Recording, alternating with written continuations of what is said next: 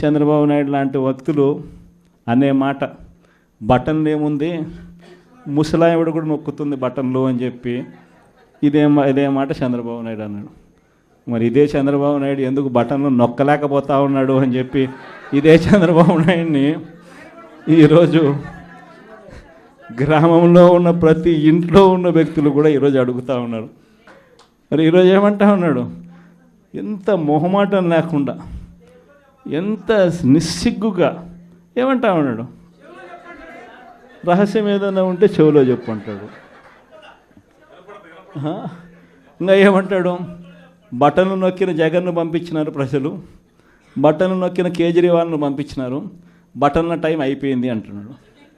అంటే మొహమాటం లేకుండా నిస్సిగ్గుగా ఇంత దారుణంగా అబద్ధాలు చెప్పి మోసం చేసి అధికారంలోకి వచ్చిన వ్యక్తిని, ఈ వ్యక్తిని చీటర్ అంటామా, 420 కేసు పెట్టాల్సిన కేసు కాదా ఇది అని చెప్పి అడుగుతా ఉన్నాం.